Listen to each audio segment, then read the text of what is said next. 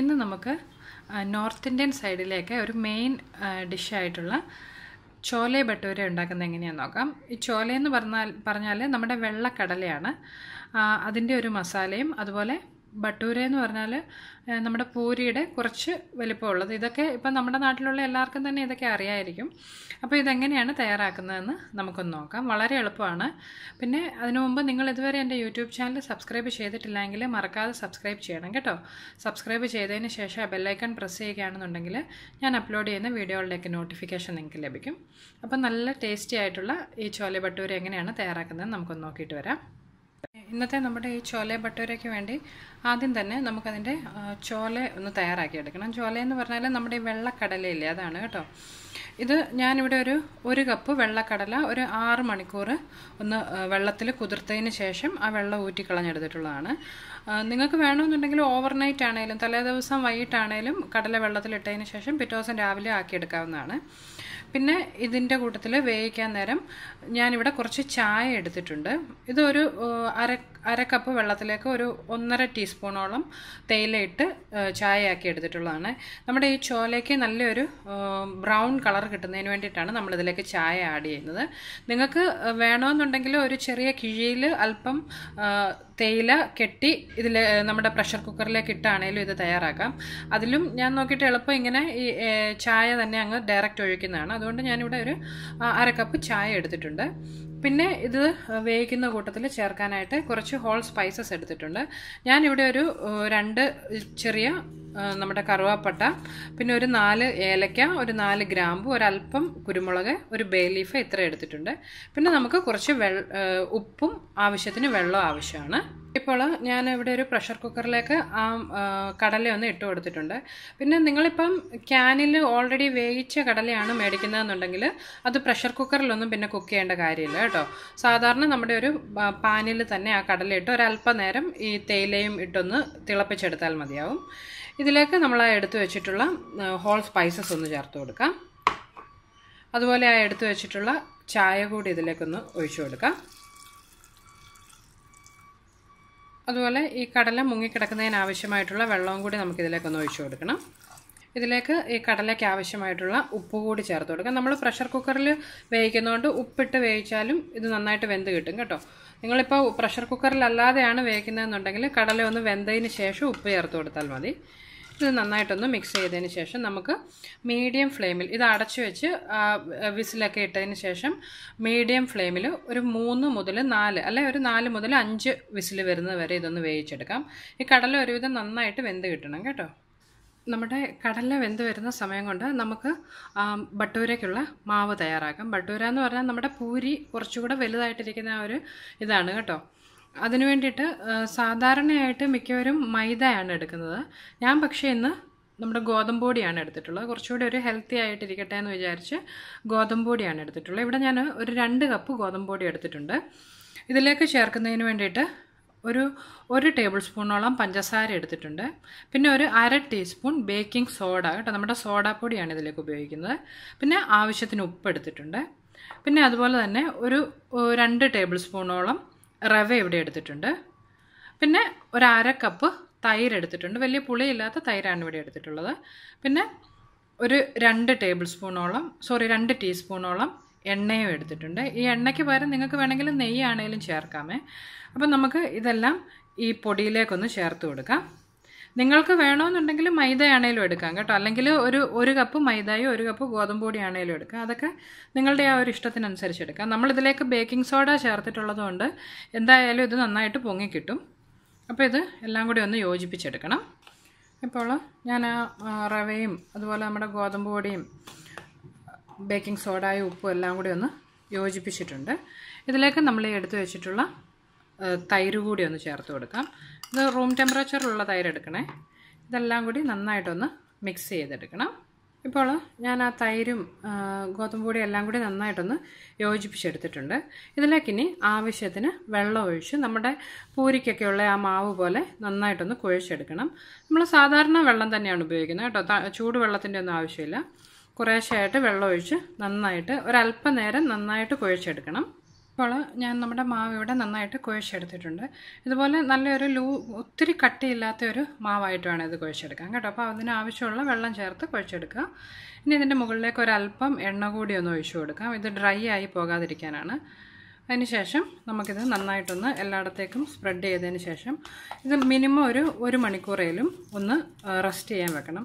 ഇപ്പോൾ ഇങ്ങനെ പെട്ടെന്ന് ഇൻസ്റ്റൻറ്റ് ഭട്ടൂരയൊക്കെ ഉണ്ടാക്കിയെടുക്കുന്നതുകൊണ്ട് നമുക്ക് ഏതായാലും ആ കടല ഒന്ന് വെന്ത് അത് കുക്ക് ചെയ്ത് വരുന്ന സമയം കൊണ്ട് നമുക്ക് കുറച്ച് സമയം കിട്ടും. അതുകൊണ്ട് മിനിമം ഒരു മണിക്കൂറേലും ഇതൊന്ന് അടച്ച് എവിടെയെങ്കിലും മാറ്റി വെക്കാം. കുറച്ചുകൂടി ഈ മാവൊന്ന് സോഫ്റ്റായിട്ട് കിട്ടുന്നതിന് വേണ്ടിയിട്ടാണ്.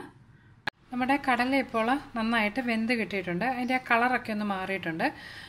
ഇത് കണ്ടോ, ഇതാണ് നമ്മൾ അടുപ്പിൽ വെക്കുന്നതിന് മുമ്പുണ്ടായിരുന്ന കളറ്. ഇതിപ്പോൾ ആ തേയിലയൊക്കെ ചേർത്ത് ഒന്ന് വേവിച്ച് കഴിഞ്ഞപ്പോൾ ഒരു ബ്രൗൺ കളറായി കിട്ടിയിട്ടുണ്ട്. അതുപോലെ ഇത് ഒരുവിധം നന്നായിട്ട് വെന്ത് കിട്ടണം കേട്ടോ. ഇത് കണ്ടോ, നമ്മൾ ഇതുപോലെ ഒന്ന് പ്രസ് ചെയ്യുമ്പോൾ നന്നായിട്ട് ഇങ്ങനെ ഒന്ന് പൊടിഞ്ഞ് കിട്ടുന്ന ആ ഒരു പരുവത്തിൽ വേവിച്ചെടുക്കണം. ഇനി ഇത് എങ്ങനെയാണ് നമ്മുടെ ഇന്നത്തെ ആ മസാല തയ്യാറാക്കുന്നതെന്ന് നമുക്ക് നോക്കാം. അതിനായി ഞാനിവിടെ അടുപ്പിൽ ഒരു കടായി വെച്ച് അതിലേക്ക് ഒരു 2 ടേബിൾ സ്പൂൺ എണ്ണ ഒഴിച്ചു കൊടുത്തിട്ടുണ്ട്. നിങ്ങൾക്ക് ഏത് എണ്ണ വേണമെങ്കിലും യൂസ് ചെയ്യാം കേട്ടോ. ഈ എണ്ണ ഒന്ന് ചൂടായി വരുമ്പോൾ അതിലേക്ക് ഒരു ടീസ്പൂണോളം നല്ല ജീരകം ഒന്ന് ചേർത്ത് കൊടുക്കാം. അതോടൊപ്പം ഒരു 1/4 ടീസ്പൂൺ അജ്വൈൻ സീഡ്സ് കൂടി ചേർക്കുന്നുണ്ട്. അജ്വൈൻ സീഡ്സ് എന്ന് പറഞ്ഞാൽ നമ്മുടെ അയമോദകമാണ് കേട്ടോ. ഇതൊന്ന് മൂത്ത് വരുമ്പോൾ നമുക്കതിലേക്ക് ചെറുതായിട്ട് അരിഞ്ഞ ഇഞ്ചി ചേർത്ത് കൊടുക്കണം. ഞാനിവിടെ ഒരു ഇഞ്ചി വലുപ്പത്തിലുള്ള ഒരു ഇഞ്ചി ചെറുതായിട്ട് അരിഞ്ഞെടുത്തിട്ടുണ്ട്. അതുപോലെ ഒരു 4-5 അല്ലി വെളുത്തുള്ളിയും ചെറുതായിട്ട് അരിഞ്ഞ് അതുകൂടി എടുത്തിട്ടുണ്ട്. ഇതൊന്ന് നമുക്ക് മൂപ്പിച്ചെടുക്കണം. ഇത് ഒന്ന് മൂത്ത് വരുമ്പോൾ അതിലേക്ക് ചെറുതായിട്ട് അരിഞ്ഞ സവാള ചേർത്ത് കൊടുക്കാം. ഇത് 2 മീഡിയം സൈസിലെ സവാള തീരെ ചെറുതായിട്ട് അരിഞ്ഞെടുത്തിട്ടുള്ളതാണ്. ഇത് നമുക്കൊന്ന് ആ ഒരു ലൈറ്റ് ബ്രൗൺ കളർ ആകുന്നവരെ ഒന്ന് വഴറ്റിയെടുക്കണം. പിന്നെ ഈ ഇൻഗ്രീഡിയൻസിൻ്റെ എല്ലാം കറക്റ്റ് അളവ് ഞാൻ ഡിസ്ക്രിപ്ഷൻ ബോക്സിൽ കൊടുത്തിട്ടുണ്ട് കേട്ടോ. ഈ വീഡിയോ അങ്ങ് ഒത്തിരി നീണ്ടു പോകാതിരിക്കുന്നതിനാണ് ഞാനത് സെപ്പറേറ്റ് ആയിട്ടൊന്നും പറയാത്തത്. ഈ സവാള ഒന്ന് വഴന്നു വരുന്നവരെ നമുക്ക് വെയിറ്റ് ചെയ്യാം. ഇതിലേക്ക് ഒരു 2 പച്ചമുളക് കൂടി ചെറുതായിട്ട് അരിഞ്ഞത് ഒന്ന് ചേർത്ത് കൊടുക്കുന്നുണ്ട്. പിന്നെ നമ്മളിതിലേക്ക് ജീരകം ചേർത്തതിന് പകരം നിങ്ങൾക്ക് ജീരകം പൊടിച്ച് അതാണേലും ചേർത്ത് കൊടുക്കാം കേട്ടോ. ഞാനിപ്പോൾ ഡയറക്റ്റ് എണ്ണയിൽ അങ്ങ് മൂപ്പിച്ചെടുക്കുന്നതേ ഉള്ളൂ. ഇപ്പോൾ നമ്മുടെ സവാള ഒരു ലൈറ്റ് ബ്രൗൺ കളറാകാൻ തുടങ്ങിയിട്ടുണ്ട്. ഇതിലേക്ക് ഇനി നമുക്ക് പൊടികൾ ചേർത്ത് കൊടുക്കാം. ഒരു 1/2 ടീസ്പൂൺ മഞ്ഞൾപ്പൊടി ഒന്ന് ചേർത്ത് കൊടുക്കുകയാണ്. ഇത് നന്നായിട്ടൊന്ന് ഈ എണ്ണയിലൊന്ന് മൂപ്പിച്ചെടുക്കണം. ഇതിലേക്ക് ഒരു ടേബിൾ സ്പൂണോളം മല്ലിപ്പൊടി കൂടി ഒന്ന് ചേർത്ത് ആ പൊടിയുടെ പച്ചമണം മാറി വരുന്നവരെ ഒന്ന് എണ്ണയിൽ വഴറ്റിയെടുക്കാം. ഞാനിതിലേക്ക് ഏകദേശം ഒരു 1.5 ടേബിൾ സ്പൂണോളം മല്ലിപ്പൊടി ചേർത്ത് കൊടുത്തിട്ടുണ്ട്. നിങ്ങൾക്കിപ്പോൾ ഈ നമുക്ക് മാർക്കറ്റിലൊക്കെ ചോലെ മസാല എന്നും പറഞ്ഞ് മേടിക്കാൻ കിട്ടും. അത് കിട്ടുകയാണെന്നുണ്ടെങ്കിൽ മല്ലിപ്പൊടി 1.5 ടേബിൾ സ്പൂൺ ചേർക്കണ്ട കേട്ടോ. ഒരു ടേബിൾ സ്പൂണിനടുത്ത് ചേർത്താൽ മതി. ബാക്കി നമുക്ക് ആ മസാലയാണെങ്കിലും ചേർത്ത് കൊടുക്കാം. ഞാനിന്ന് ആ ചോലെ മസാലയൊന്നും ഇടുന്നില്ല. എല്ലാവർക്കും ഒന്നും അത് ഇപ്പോൾ അവൈലബിൾ അല്ലല്ലോ. അതുകൊണ്ട് അതില്ലാതെ ഉണ്ടാക്കുന്ന ഒരു റെസിപ്പിയാണ് ഇവിടെ കാണിക്കുന്നത്. ഇതിലേക്ക് ഇനി ഒരു ടീസ്പൂണോളം മുളക് പൊടി ചേർത്ത് കൊടുക്കാം.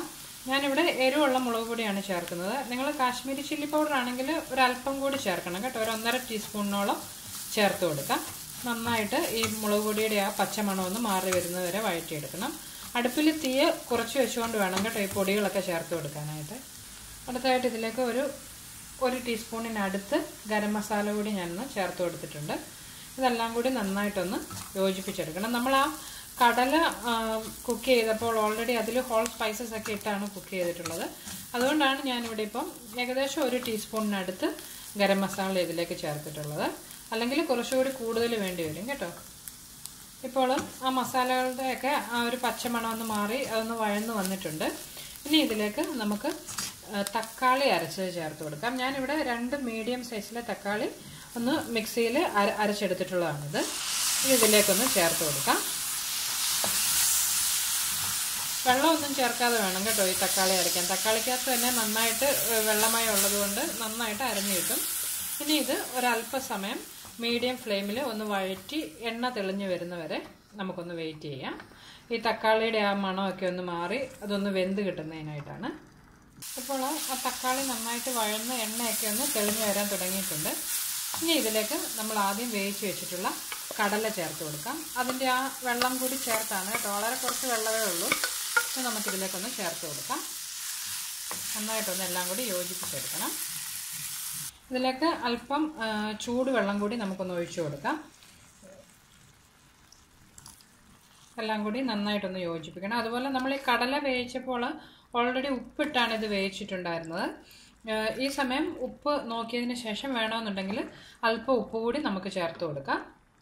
ഇതിലേക്ക് ഞാനൊരല്പം ഉപ്പ് കൂടി ഇപ്പോൾ ഒന്ന് ചേർത്ത് കൊടുത്തിട്ടുണ്ട്. ഇതൊരിക്കൽ കൂടി ഒന്ന് യോജിപ്പിച്ചതിന് ശേഷം ഇതിനെ അടച്ചു വെച്ച് ഒരു 10 മുതൽ 15 മിനിറ്റ് വരെ നമുക്ക് ലോ ഫ്ലെയിമിൽ ഇതൊന്ന് തിളപ്പിക്കണം. ആ കടലയിലേക്ക് ആ ഫ്ലേവറുകളെല്ലാം ഒന്ന് പിടിച്ചു കിട്ടുന്നതിനാണ്. അപ്പം നമുക്കിത് അടച്ചു വെച്ച് ഒരു 15 മിനിറ്റ് ഒന്ന് ലോ ഫ്ലെയിമിൽ തിളപ്പിച്ചെടുക്കാം. ഇപ്പോൾ ഏകദേശം ഒരു 15 മിനിറ്റോളം ഇത് ഞാൻ അടച്ചു വെച്ചൊന്ന് തിളപ്പിച്ചായിരുന്നു. നമ്മുടെ ആ ഗ്രേവിയൊക്കെ കുറച്ചുകൂടി ഒന്ന് തിക്കായി വന്നിട്ടുണ്ട്. ഇതിലേക്ക് നമുക്ക് ഒരു 1/2 ടീസ്പൂൺ വീതം കസൂരി മേത്തിയും അതുപോലെ ഡ്രൈ മാംഗോ പൗഡറും, അതായത് ഈ കസൂരി മേത്തി എന്ന് പറഞ്ഞാൽ നമ്മുടെ ഉലുവായുടെ ഇല ഉണങ്ങിയതാണ്. ഇത് മാങ്ങ ഉണക്കി അത് പൊടിച്ചെടുത്തിട്ടുള്ളതാണ്. ഇത് രണ്ടും ഒന്ന് ചേർത്ത് കൊടുക്കാം. ഇപ്പോൾ സൂപ്പർ മാർക്കറ്റുകളിലൊക്കെ ഇതുപോലെ ഈ ഡ്രൈഡ് മാംഗോ പൗഡർ എന്നും പറഞ്ഞ് നമുക്ക് മേടിക്കാൻ കിട്ടും കേട്ടോ. അത് ഒരു 1/2 ടീസ്പൂൺ നമുക്കിതിലേക്കൊന്ന് ചേർത്ത് കൊടുക്കാം. നന്നായിട്ടൊന്ന് യോജിപ്പിച്ചെടുക്കണം. അതോടൊപ്പം ഒരല്പം മല്ലിയില അരിഞ്ഞത് കൂടി ഇവിടെ ചേർത്ത് കൊടുത്തിട്ടുണ്ട്. ഇതൊന്ന് എല്ലാം കൂടി നന്നായിട്ട് യോജിപ്പിച്ചതിന് ശേഷം ഒരു 2-3 മിനിറ്റ് നമുക്കിതൊന്ന് തുറന്ന് വെച്ച് തിളപ്പിച്ചതിന് ശേഷം ഇത് അടുപ്പിൽ നിന്ന് മാറ്റാം. ഇപ്പോൾ നമ്മുടെ ചോലെ മസാല ഇവിടെ തയ്യാറായിട്ടുണ്ട്. ഇതിനെ നമുക്ക് അടുപ്പിൽ നിന്ന് മാറ്റിയതിന് ശേഷം ബട്ടൂര എങ്ങനെയാണ് തയ്യാറാക്കുന്നതെന്ന് നോക്കാം.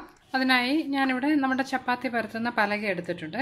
ഇതിലേക്ക് ഞാനൊരല്പം എണ്ണ ഒന്ന് തേച്ച് കൊടുത്തിട്ടുണ്ട്. നമ്മൾ സാധാരണ ചപ്പാത്തിയും പൂരിയൊക്കെ പരത്തുമ്പോൾ കുറച്ച് പൊടിയാണ് അതിലേക്ക് വിതറുന്നത്. പക്ഷേ നമ്മൾ ഈ ബട്ടൂര ചെയ്യുമ്പോൾ ആ പൊടിക്ക് പകരം അല്പം എണ്ണ വേണം. ഈ റോളിംഗ് പിന്നയിലും അതുപോലെ ഈ പരത്തുന്ന പലകയിൽ ഒന്ന് തേച്ച് കൊടുക്കണം.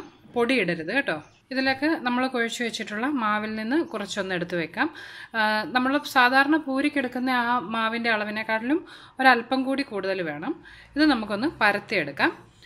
ചപ്പാത്തിയുടെ അത്രയും വലിപ്പം വേണ്ട, എന്നാൽ പൂരിയെക്കാട്ടിലും ഒരല്പം കൂടി വലിയതായിട്ട് ഇതൊന്ന് പരത്തിയെടുക്കണം. അങ്ങ് തീരെ തിന്നാകരുത് കേട്ടോ. കുറച്ച് കട്ടിയിൽ വേണം പരത്തിയെടുക്കാൻ. എങ്കിൽ മാത്രമേ നമ്മൾ എണ്ണയിലേക്ക് ഇടുമ്പോൾ അത് നന്നായിട്ട് ഇങ്ങനെ ബോള് പോലെ വീർത്ത് വരത്തുള്ളൂ. ഇപ്പോൾ ഞാനിവിടെ പരത്തി എടുത്തിട്ടുണ്ട്. നമ്മുടെ പൂരിയെക്കാട്ടിലും കുറച്ചുകൂടി വലുപ്പത്തിലാണ് കേട്ടോ.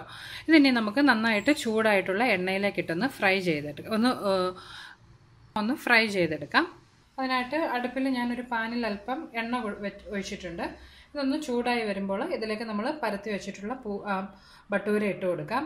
പിന്നെ കുറച്ചേറെ എണ്ണ എടുക്കണം. ഇതൊന്ന് മുങ്ങിക്കിടക്കണം, എങ്കിൽ മാത്രമേ നമുക്കിത് നന്നായിട്ട് പൊങ്ങി വരത്തുള്ളൂ. ഇപ്പോൾ നമ്മുടെ എണ്ണ ഇവിടെ ചൂടായിട്ടുണ്ട്. മീഡിയം ഫ്ലെയിമിൽ വേണം വെക്കാൻ കേട്ടോ.